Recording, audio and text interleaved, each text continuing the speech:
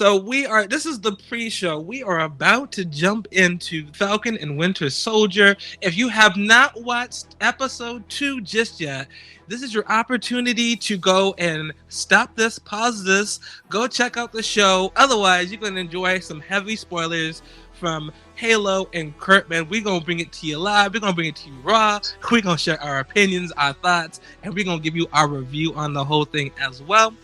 And so, yes, if you have seen the show, please feel free to call in and leave any of your thoughts, comments, or questions, because we want to hear as much from you as possible.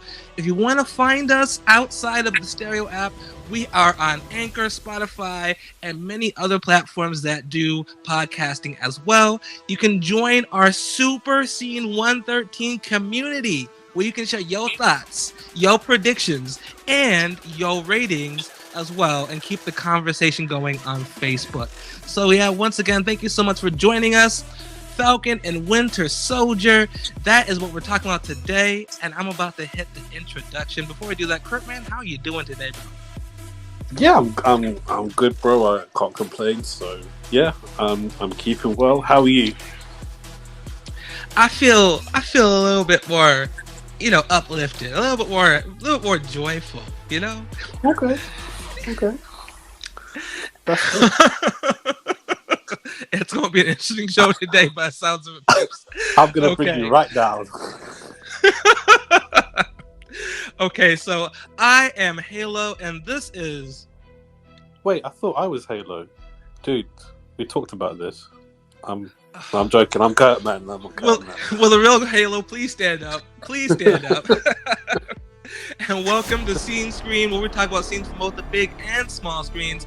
And what we're going to be talking about today is the Falcon and Winter Soldier, episode 2, called The Star Spangled Man. Before we go into that, we're going to kick it to Kurtman with the news. So this week we have, today there's a new Suicide Squad trailer dropping. So the Suicide Squad sequel slash reboot is being directed by James Gunn, the guy who did Guardians of the Galaxy. So it should be interesting to see what his take is. So the trailer dropping for that today.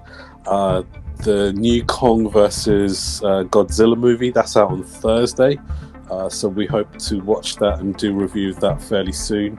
And the Mortal Kombat, there's a new Mortal Kombat film, and I think that's out in April, so that's not too long to go either. So we're hoping to do that. And another show that we're thinking of doing, that Halo's trying to get me to do, is the new Lois and Clark, or Clark and Lois TV show. So that's the films and TV shows coming up at the minute, and some of the stuff that we're hoping to review as well. Thank you, Kurtman. And just to give you a correction on that, you can see he's kicking and screaming about this episode. It's Superman and Lois is the episode we want to talk about. Is the show we want to talk about in the near future. So please send your letters in. Motivate Kurtman to jump on the bandwagon to watch this show with me so we can review it and bring it to Stereo Live. We're gonna do a quick recap of what happened in the last episode of Falcon and Winter Soldier. Last week we had it where we opened up and we saw Falcon flying in, trying to take down some bad guys. I said bad guys. I have Justice League on the brain, and he's fighting them. He is flying from helicopter to helicopter, trying to get these guys to let go of the main dude. And as he does that, he finally is able to catch this guy, get some information from this guy, and find out that the main baddie that they're fighting against is called the Flag Smashers. And so, yes, bad name for a bad group of people. We also find out that Bucky is trying to get his life back in order. He's trying to figure out what he's going to do with his newfound freedom, as he's trying to go through therapy to get an understanding of how to process everything. Being over 109 years old, living in a time that's not his own, after losing his friend Steve Rogers, he's just trying to find his place in this new world that he's living in. And as you see him living his life, he goes and revisits some past mistakes. He takes a special shine to an older guy who kind of find out that he had killed his son in one of his missions because he just happened to be in the wrong place at the wrong time. And so as we see these two conflicts building up and the story building up, we find out that Sam, Falcon, is going through some financial troubles with his family because the family business and the family house is looking like it's going to be taken by the bank if they do not sell right away. And so kind of find out, yes, you may be able to save the world, but you cannot save your credit. So that's what he comes to a hard reality of inside this episode. And we get to the point where we see that Sam is wrestling with the fact that he decided that he is not going to take up the mantle of being the next Captain America. And he has people kind of questioning, why did you choose to give that up? His justification for not taking on the new Captain American status is that, you know, the legacy should die with Steve Rogers. He did a fantastic job, and those are too big of shoes to fill. So we should, you know, go ahead and let it go into the museum. At the very end of the episode, we see a brand new man carrying the shield, and he gives a nice little wink to the camera, and we see the brand new Captain America. Now, with that being said, we kind of pick up from that same launching point where we're in the hockey locker room with this guy who is getting ready to do his interview, and he's looking at his former spot, his former locker, and he's kind of getting a so-called pep talk. So, Kurtman, what are your thoughts about this new episode of, you know, Falcon and Winter Soldier, of this new look at this guy, you know, John Walker taking up the mantle of Captain America? I wasn't a big fan of last week's episode. I thought it was a very slow start. Wasn't really a big fan of it. This was much better, but still not great as far as I was concerned. I think this episode would have been better as a starter point, but I kind of get why they had to show like the John Walker getting the shield and the troubles with Bucky. I'm not so sure why they were showing us about like Falcon's issues, but yeah, so a lot of what happened last week didn't really affect what was happening this week. I felt so. Yeah, much better. Still wanting a little bit more. How about you, Halo? What did you think of the episode overall? Overall, I would say this is the episode that I was expecting to get in episode 1. I'm in total agreement with you. Like you said, this should have been episode 1 in my opinion. I think that Marvel is kind of having this cruel, flirtatious vibe with us. It's kind of like when you find, you're like, you know what, I'm gonna make them work for it. I'm not gonna just let them, have me right off the bat. And so you have to wash the car, you have to get the mints out, you have to do the 5-star treatment to take the girl out on the date. And I was like, you gonna date me properly. And so they gave us an episode that was super slow. They gave us a nice little fun thing at the beginning of the episode saying, hey, there's some great stuff gonna happen, but you're going to have to wait. And that's what we got with the first episode. And then with this one, they finally gave us what we were looking for, which is, Bucky and Sam together. That banter, that back and forth. They gave us a bit more of them actually working instead of just, living life.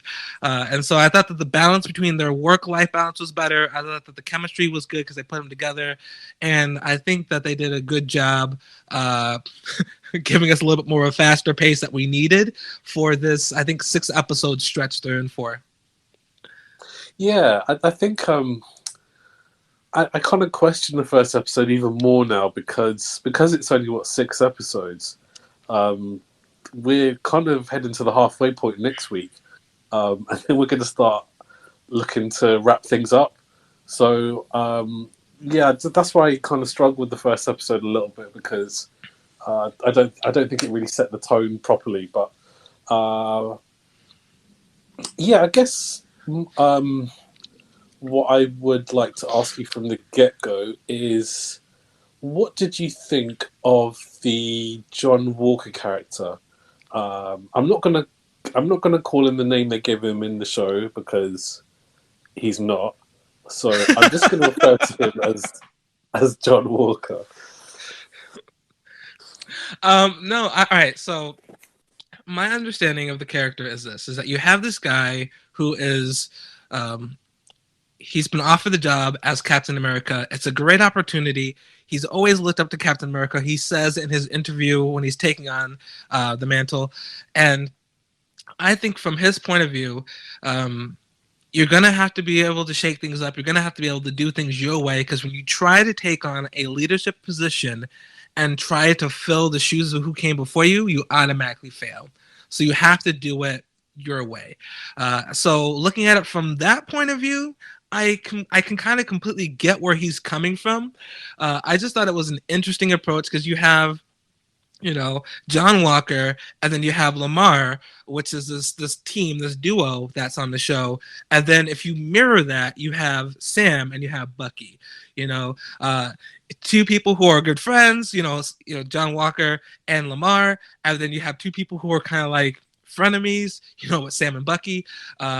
These people, John Walker and Lamar have a history together. Sam and Bucky don't really have a history together. They don't really trust each other like that. So they're kind of like, the reverse when you're looking at these teams together. So I kind of, for me, just as a regular average viewer of the show, I kind of got where he was coming from, and I kind of figured, you know what, fair play to the guy. If you're gonna go for the role, you might as well do it your way. Otherwise, you're not gonna make it. Yeah, I hear you. I kind of disagree a little bit. I think that the way the episode started off, he was painted as like this all American, apple pie loving American, like a really nice guy, who's been forced to, like, not forced, but had been asked to take on a new role that he knew was bigger than him.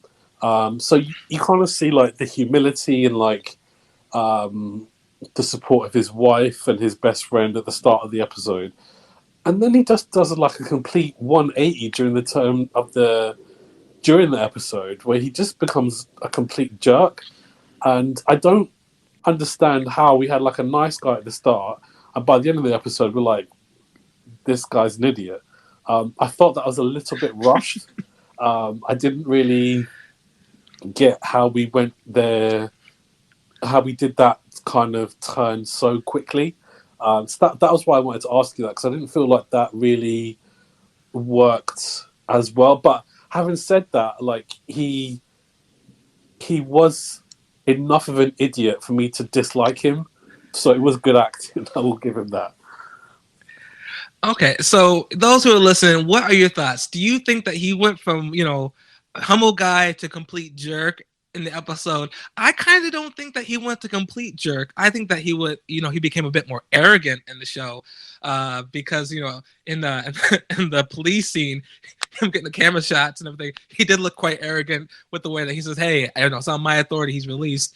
But I think that when you have these guys who are looking to be alpha males together, especially soldiers, there's a bit of a confidence, there's a bit of a vibrato there that says, hey, look, it's my way or the highway. Either you're going to work with me or you're not going to work with me. What are you going to do? I can't keep apologizing that I'm not, Steve Rogers. I'm here to do the job. Let's just get this thing taken care of and move on. And these two guys, you got Sam, you got Bucky. They're clearly, hurting because there's this new guy who's taking on the Shield, and they're not happy about it. Especially Bucky. He is especially not happy about this, because later on in the episode, we hear him say, "Hey, let's just snatch it. Let's just yank it." So, I think that that's kind of what you're gonna expect when you have these alphas kind of going for it. Yeah, I hear that. Yeah, maybe it was more arrogance than being a complete jerk, but yeah, didn't really like the character too much. But I thought that the the dynamic, like you mentioned in the intro there, between Falcon and Winter Soldier was way, way better. And, that kind of relationship that they have, that's what would keep viewers of the show watching, I think. My favourite scene of them was in the therapist room, when they had to do the gazing exercise. And like when they were like shifting chairs and like getting close together, like I don't know how they didn't like crack up. That scene must have been a lot of what are you doing? fun to Are you film. having a staring contest? Are you ready? Ready? Is you ready? Just blink. Sweet. It was so intimate. Very intimate. But yeah, so I really did like that scene, and yeah, no, I think Bucky comes out of this episode a lot better than Falcon. No biases aside, I think he had a stronger show than Falcon. Would you say that's fair? I would say, that's pretty fair, especially your anti Mackie club. I would say that's definitely a fair statement for you to make this episode. I think that it's interesting because they finally gave us the dynamic that we're looking for, and what you see happening here is that you see Bucky is choosing to make this cause his new life mission because he was lost, and he's using the time to just bury himself in this work here. He actually did try to follow Falcon's lead. I mean, look at them. They're on the plane, and he's like, hey, so what's the plan? And then, Falcon's just like, just looks at him like, what? What do you mean plan? And he's like, you ain't got no plan? How you going to have a plan? You know what I'm saying? That whole back and forth, you see that Bucky's trying to kind of just see what this man is made of, see what did Steve Rogers actually see in Sam, because he picked him. So let me just kind of do my thing where I'm going to follow him like I'd follow Steve into battle, into danger. And, he's kind of like measuring him. He's like, okay, you're a little bit short in some aspects. So I'm going to have to jump on this plane by myself. I'll do it. I don't care. Let's go do this thing. And I love the fact that you see the dude jump outside, get smacked by some trees, and, Sam's like, hey, I got that on video, right? You gonna live this down.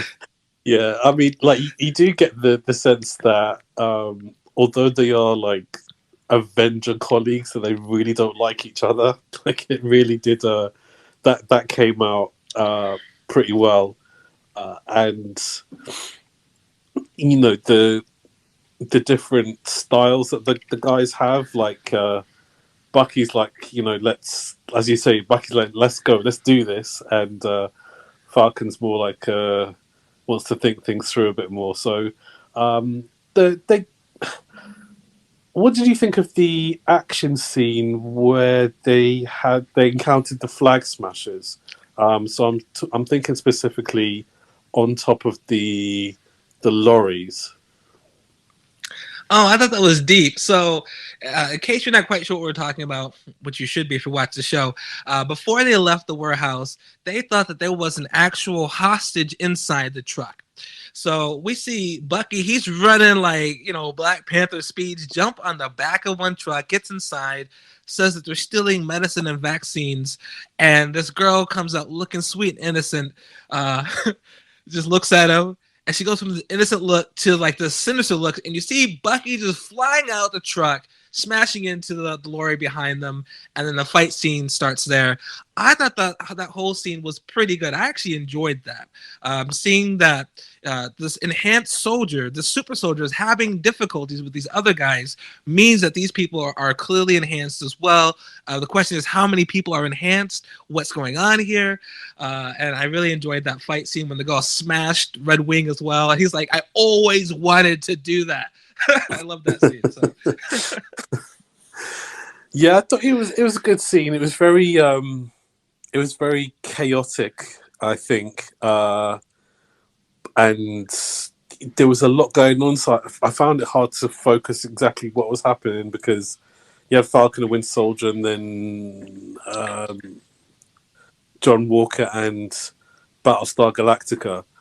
They came on the scene as well. I don't know why Battlestar ticked off Bucky. He's like, you know what? I'm out. I can't take this no more.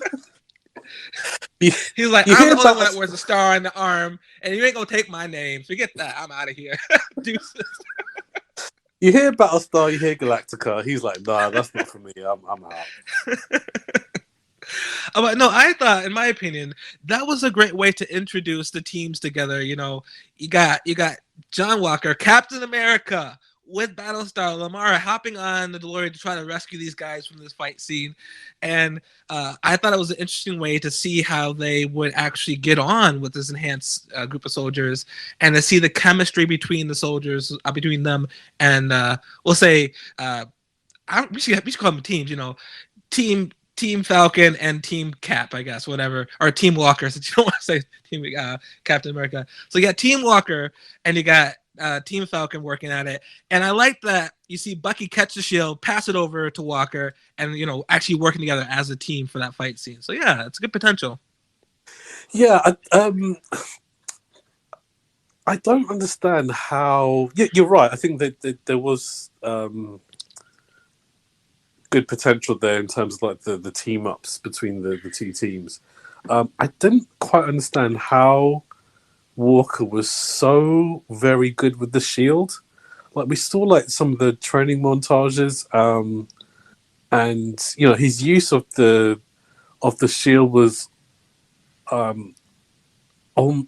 as good as Captain America, or what you would be expecting of Captain America. And I was like, how is he doing this? Like, I didn't understand how he was so good with the shield.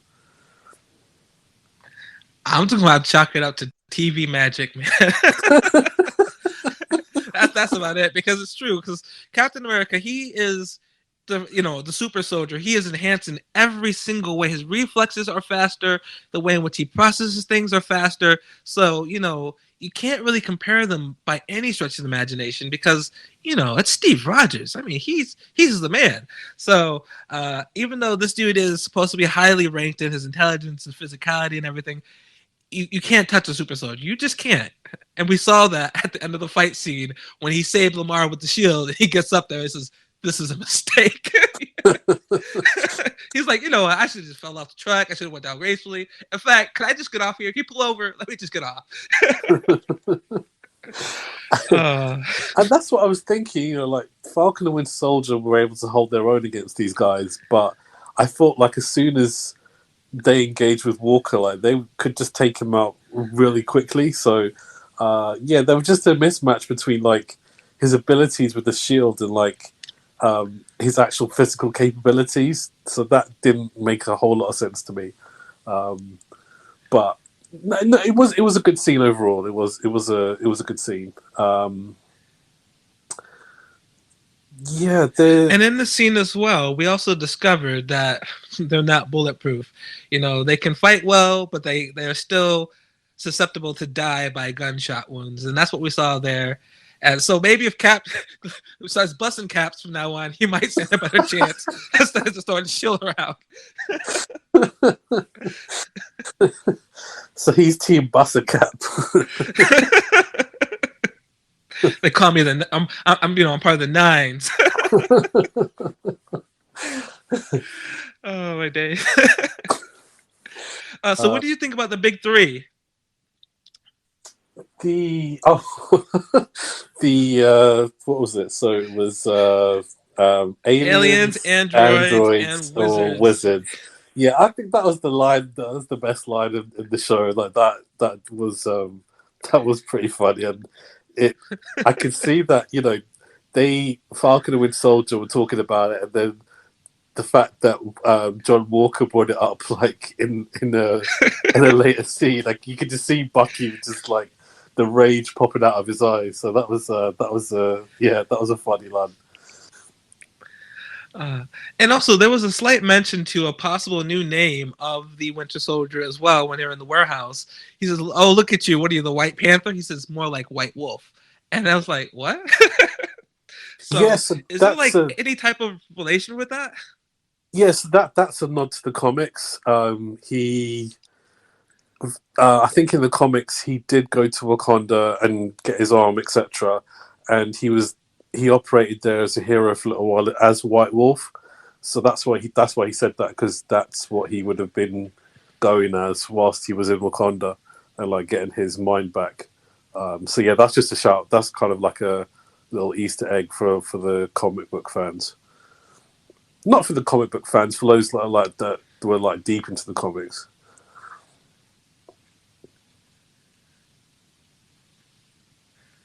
But I did like the scene after that when they're walking, they're walking, in the walk of shame after the fight scene, and you see John Walker and Lamar pull up, say, "Hey, just get in the truck. Like, forget your truck, man. We're gonna walk back.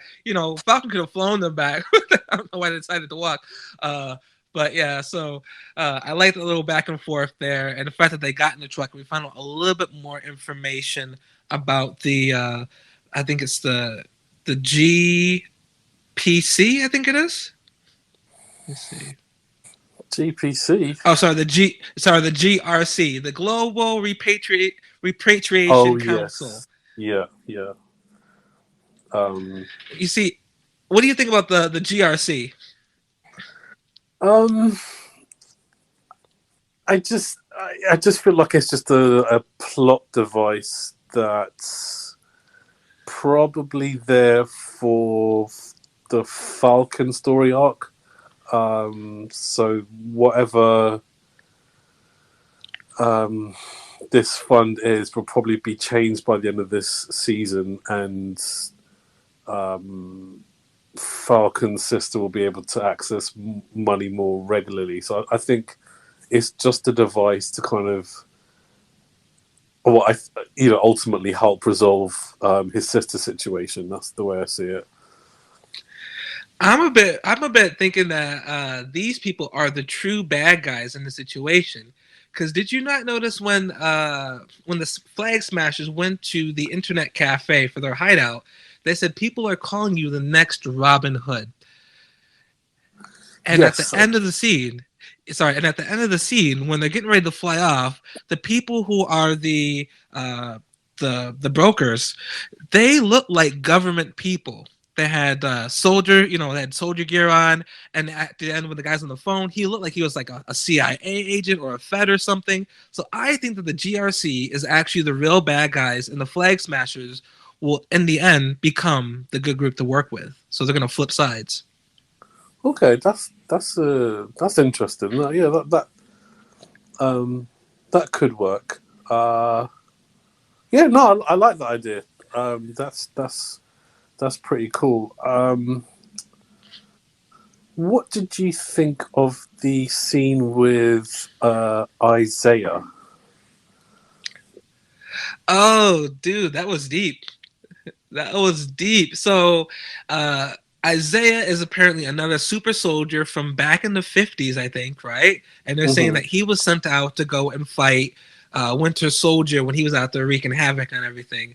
And that he basically whooped Winter Soldier and ended up taking part of his arm as well in the fight. But when he came back home, I'm assuming when he came back home, the government tested on him for 30 years, isn't it? Yes, he said that he got put in jail, and yeah, they just subjected him to tests for a number of years. So yeah, I thought that was the most kind of that was the most emotionally charged moment of the episode by far, and I hope that they do come back to the Isaiah character later on in the show, because I think that was quite an interesting story, in the sense that he could have been a figurehead or a symbol for America as well, because he was a super soldier, but his story and Steve Rogers' story are two completely different stories. So no, I thought that was very interesting. Yeah, no, I agree with you there. I could foresee happening this at the last episode of this season. We're gonna see Isaiah coming out there and presenting the shield to the new Captain America. whether it's Sam or Bucky. If it's going to be a really interesting story arc, I would imagine that he gives it to Bucky, at the end of the season, for him to take on the mantle of the new Captain America. Because to see someone be at ends with each other, to come back and complete that story where they're now on the same side, that is the ultimate story right there. Yeah, I think that'd be a really nice way to wrap that up. I think I don't know which way it's going to go with the Shield, because in the comics, both the Falcon and Winter Soldier do carry the Shield during certain arcs of the comics. So it's literally like 50-50 as to which way, to how it ends up. So yeah, but that'll be a lovely way to kind of wrap that story up. There was also again, well, if you don't know it's a spoiler thing, it's a spoiler. This is a spoiler. There was a reveal of a character, a villain that we were introduced to in Civil War, and yeah, he looks like he's going to play a much bigger part in the show going forward now, and that's Zemo, Baron Zemo. Were you expecting that? What did you think of that kind of big reveal at the end? So when I heard that, I was standing out of my chair. I was like, oh my goodness, it's about to go down. Because, with us, we don't watch trailers. We don't do any extra reading. We try to just take the episode as it comes. And when I saw that, I was like, yes, this guy was the mastermind in Civil War. So I just knew that, whatever he's going to do in the show has to bring it to that next level. And I think that I think that he's going to end up working with them to be able to get them some answers to help bring more conflict to the show. Yeah, I don't know why he went to Zemo. Like, why was that an avenue that he was wanting to go down? Or like, of all the people, contacts in the superhero community, he goes to Zemo like that. That was just interesting to me. But I feel like he could pivot to being the Agatha character for the show. No, 100%. And I think that the reason why they chose to pick this guy to look into super soldiers is because clearly Zemo has deep knowledge of what took place with Hydra. He knows things back to front. I mean, he knew how to use those different words to trigger, the Winter Soldier to do what he wanted him to do as well.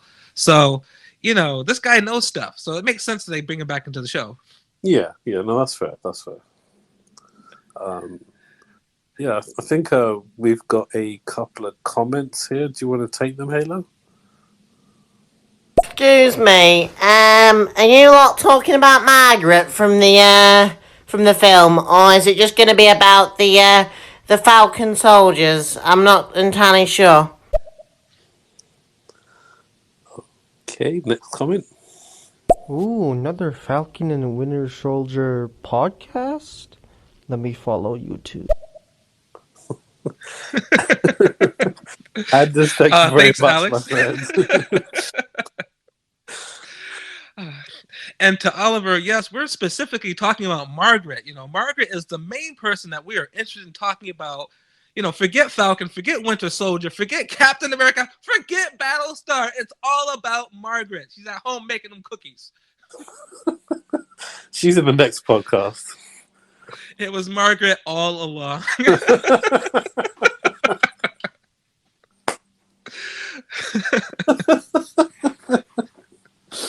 Oh, dude.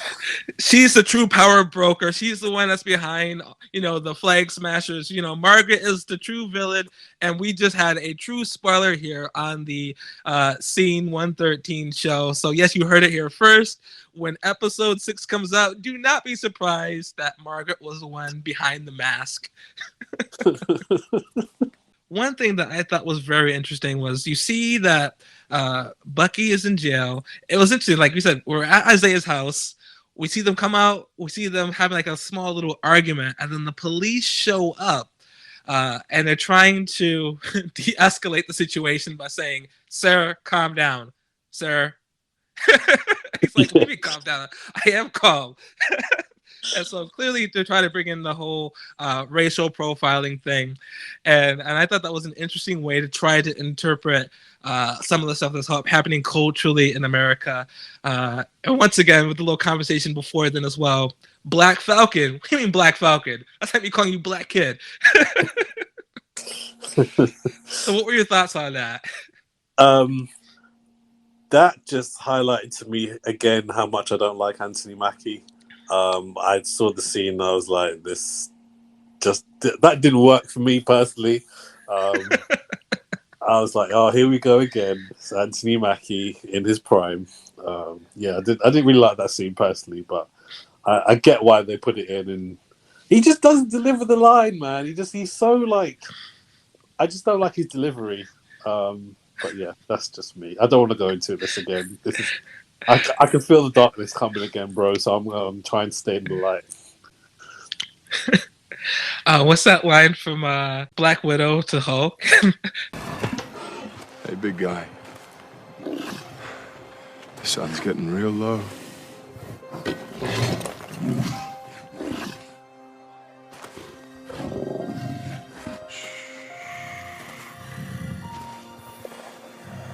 That's it. Sun's going down. I won't hurt you anymore. No one will.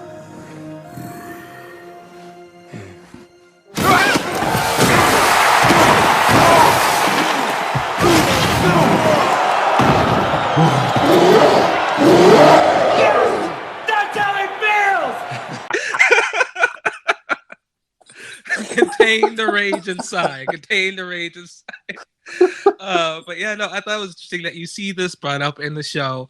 They're trying to help kind of make a dialogue to happen amongst America for us to see that, hey, you know, there is a bit of a difference when you're walking down the street and how you're going to be seen.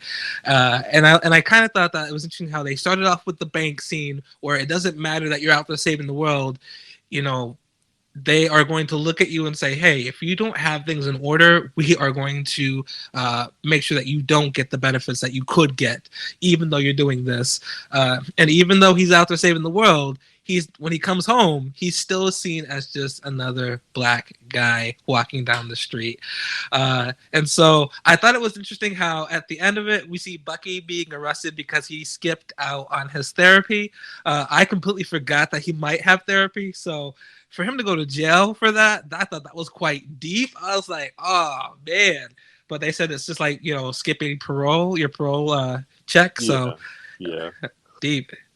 Yeah, it was a nice kind of bait and switch because it looked like it was going to end badly for Falcon, and ultimately it was Winter Soldier that got carted away with the police there. So I think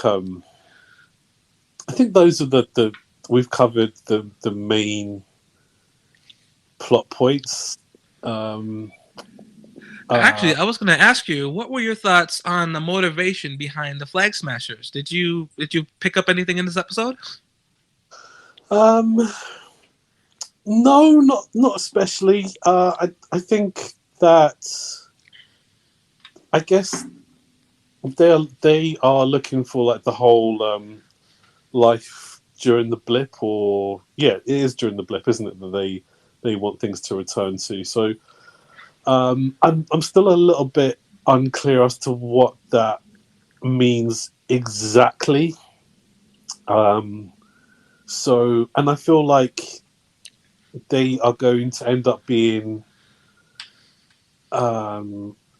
like allies or like friends of the superhero community by the end of the season, I suspect. So I'm not entirely sure. I'm not as invested in them as the bad guys just yet, but maybe that's just me. How do you feel about it? Well, it was interesting because they're saying that the GRC only focuses on people who were affected by the blip. You know, the people who returned back from the blip. They don't care about us who survived the blip, and it's not fair. Once again, I was looking at the name, and it's, you know, the Global Repatriation Council. their job and their focus is to focus on people who've come back from the blip. They're trying to get people on welfare, trying to get them social security numbers, all that stuff. So for the Flag Smashers to be upset at this organization that's focused on, getting people back into the system, is kind of like me being upset with Feed America for them only focusing on feeding people who need help with food and not feeding people who are middle class or wealthy. I'm like, you're targeting the wrong people. That's not what you focus on to be mad at, because their mission statement is to do that specific thing in the government.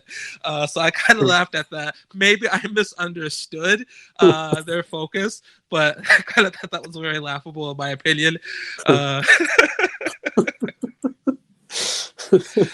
That's a good point. That is a good point. But I do think that at the end of the 6th episode arc, that they are going to end up being the guys that we're rooting for, because the power brokers, they seriously look like government officials or people that are deeply hooked up with the government. So you never know. You never know. Yeah, no, it's true. Dude, I want to give a special shout out to a special cameo inside the episode. Do you know who I'm talking about? Hold on a minute. Let me just think. Cameo. At the beginning or the middle or the end? I would say kind of closer towards the middle. No, I don't know. I don't remember. We had Liam Neeson's on the episode today. Liam Neeson sent a text saying, I will look for you. I will find you. And I will kill you. I was like, Liam Neeson's on the episode today. They got some serious star power in this show today. Oh my goodness. I was hyped about that. Truly hyped about that. With that said, I think we're going to take a call from Bella. Let's see what Bella got to say. I did not get to watch it, so both of you guys don't spoil it for me. No, I'm just kidding. I'm going to go watch it right now. You guys have a great day. Bella, you are wonderful. Thank you so much for listening and leaving a comment on our show. Oh my goodness. I hope you enjoyed the episode more than Kurtman did. Yeah, Bella. I hope you do enjoy the show, and I hope you have a great day too. I'm just gonna pivot very kind of sidebar here. So do you remember last week on our pod we had a guy called Muselever? Yes. And he was advertising his show. 100%. Right. So he started his show. He did this show not long before ours, and he'd watched the show, but his friend in Australia hadn't, so they had to end the pod. Yeah, and no, I actually was listening to his show as well. But he had some really good research as well, though. I was surprised at the research he did for the show. Yeah, and so I guess I just kind of wanted to ask you, in that scenario, which one of us is more likely to have not watched the show in preparation for a pod? Yeah, I didn't want to say anything. I was like, you know what? I'll just talk to you after the show. But it's clear, it's clear Uncle Halo did not deliver. Halo just, pretended to watch the show today. So yeah, I'm sorry, people. Kurtman's carrying the show this time, but next week, I'll pull it together. Oh man, I think I would be more likely one to be like, oh yeah, dude, I didn't watch the show. I'm sorry, I didn't get around to it. That was my poor attempt at sarcasm. Unfortunately, did not land. See, that's the American version of sarcasm. The British would be so deadpan, you would not be able to tell at all. They'd be like, "You're doing a terrific job." We're like, "Oh, thank you." They'd be like, "Okay."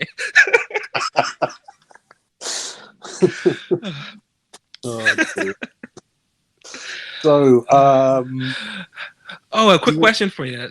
So, do you know what they called their show? No, I didn't. No. It doesn't matter what your name is! I'm sorry, I had to do it. I just felt it coming. Oh man, you fully did the rock on me. That's wow. I have no comeback to that. Sorry, so what were you gonna say? I have no idea. If you're listening to our show, I do want to talk about Falcon and Winter Soldier. The window is fast approaching where it's coming to a close, but go ahead, leave us your comments, your thoughts, what you thought about the episode. Did you like it? Did you prefer this episode to last week's? Could you have completely done without last week's episode? Did you like the little couples counseling session that we saw take place today? Leave your thoughts, your comments. I'm curious to hear what you got to say. Yeah, you talk about like March Madness. I feel like this is the March Madness aspect of the show right here. No, it's true. They definitely stepped their game up from last week's episode. Yeah. So I think we'll move on to ratings. Do you want to go first? Do you want me to go? I think we should let you go first because usually bad news goes before good news. So. Okay. That's cool. So last week I gave the show 4, and then I took a mark away because Anthony Mackie was in it. This week I'm going to give it a 5. It was good. Yeah, it was good. It was middle of the road. There wasn't anything no massive high points for me. Story moved along okay-ish, but there wasn't anything. I did really like the dynamic with Falcon and Winter Soldier, and that might push it up a mark. But on the whole, it was better, but I would still say fairly average.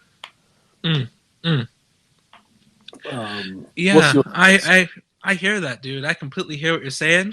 I really like the dynamic that they brought in, having Team Walker versus Team Falcon in this episode. I like the fact that they put Sam and Bucky together because that's what we really wanted from the last episode. I believe that this was definitely stronger than last week's episode, and like you said, they could have completely disregarded the last episode and let this be the first one, and we would have not missed anything because we had a lot of introductions of all the main players in this episode, regardless of that previous one.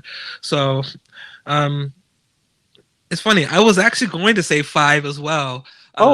Because like you said, it's middle of the road. It's what TV should be. It should be entertaining enough for you to be able to enjoy it and to have a little bit of a piece from your day where you don't feel like you wasted your time watching that episode. And it should have something where it makes you kind of feel a certain way along the way. And I think that it ticked those boxes, but it didn't do... it wasn't phenomenal in ticking any of the boxes. So I think it did a good job. I would give it a good 5. Would I watch it again? I probably wouldn't watch it again unless I'm watching the whole series again, but I wouldn't go back and just watch that one particular episode again or say anything from that one particular episode is phenomenal. So it gets a good 5 from me. Yeah, I think this is a fair and balanced view of the show. Like I was listening to a lot of podcasts and reviews of last week's episode, and people were like, "Oh, I really loved it. It was a 7 and it was an 8," and I was like, were you watching the same show that I was? Like, I don't know how you were. I feel like they were getting paid to say that because there's no way that that episode was a 7 or an 8 or anything like that. So I feel like we're very balanced and we've been very fair. I wasn't very fair last week, possibly. One might say that could be something that you could throw in my direction, maybe. But on the whole, I think we've been fair in our review this week. So, middle of the road episode. Yeah, because I think last week you got sponsored by Haterade, didn't you? Because man, you went in hard. Listen, Also, if man. you'd like to share your own rating as well, people who are listening, please go ahead and call in with your rating of the show. Your rating can be completely different from ours, and that's okay. Go for it. Yeah. I just wasn't in the headspace for a certain character last week, so yeah, I'm much better this week. But yeah, and like guys, like you can listen to our last week's pods there. We also reviewed the Snyder Cut last week as well. That was a fun pod. And dude, I rewatched the Snyder Cut again this week. Still love it. Still really, really enjoyed it. I kind of am tempted because we did a good job on Sunday, doing the Snyder Cut, but there's still so much more that we can tackle, and I'm kind of tempted to say we should revisit and do another podcast on a different aspect of the movie. Cool. What are you thinking? I'm down with that, man. I'm down with that. Yeah, so if you guys were feeling having a discussion on the Snyder Cut, go ahead and make sure that you give us some hand claps, leave some comments there, and join our Super Scene 113 community as well on Facebook. Say that you want to talk about the Snyder Cut, and we will arrange a time where we can all come together and discuss it live, raw, and uncut on stereo. And then after it has been done, I will cut it up and I will put it on our podcasting platforms, which is on Anchor, Spotify, and many other platforms as well.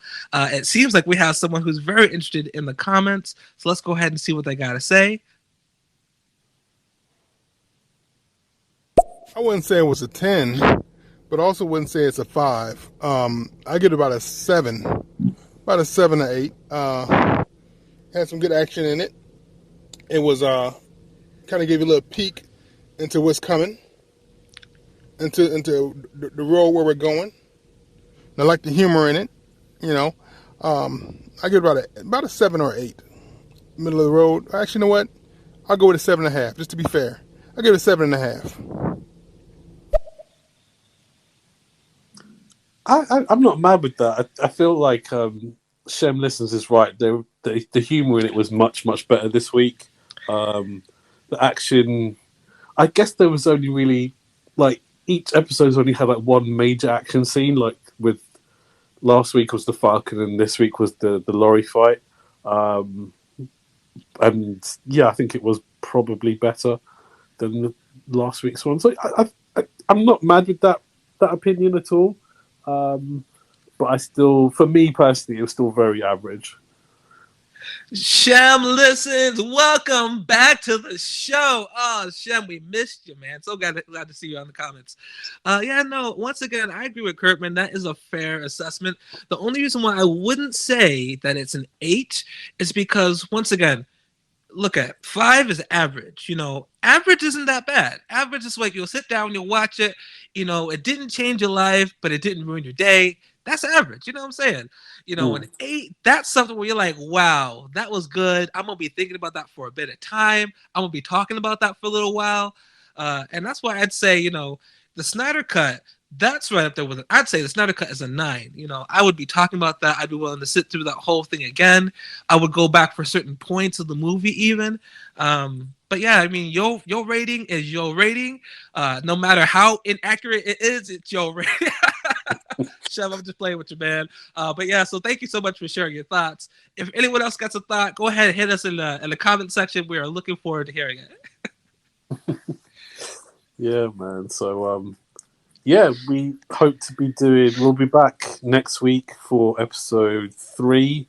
We'll try and we'll hopefully try and do another Snyder Cut review and maybe squeezing Kong versus Godzilla at some stage as well. Could be a busy week for the show. Oh, and also, don't forget about the one that we talked about right before the pod as well. Get over here! Mortal Kombat. Coming up very soon. Yeah, so that's lots to look forward to, man. Before we close out, I want to hear what Shem Listen has to say again.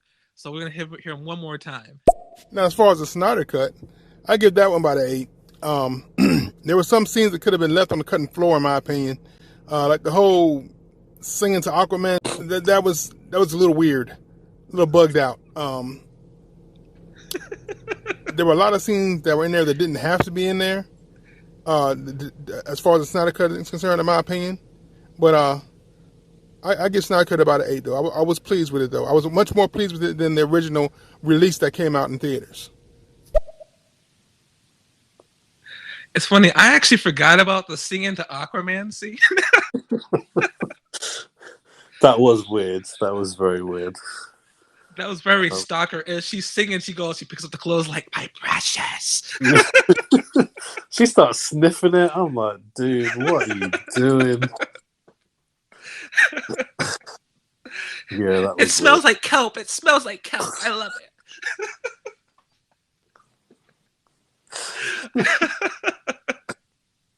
But yeah, no, that's funny. I'm looking forward to meeting the one person out there that says, you know what? I prefer the Whedon cut. I prefer the theatrical release. I'm like, no, you hate movies. Get out of here. Don't come back to our platform. Oh man, I would love somebody to be like, come on stereo and be like that when we're doing the Snyder Cut. That would be awesome. I'd love that.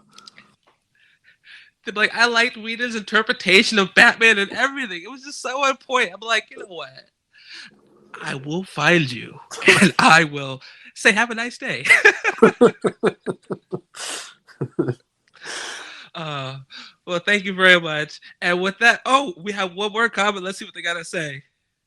Sheb, let's hear you, buddy. I love the whole Martian Manhunter reveal. That was pretty awesome, in my opinion. I didn't see that one coming.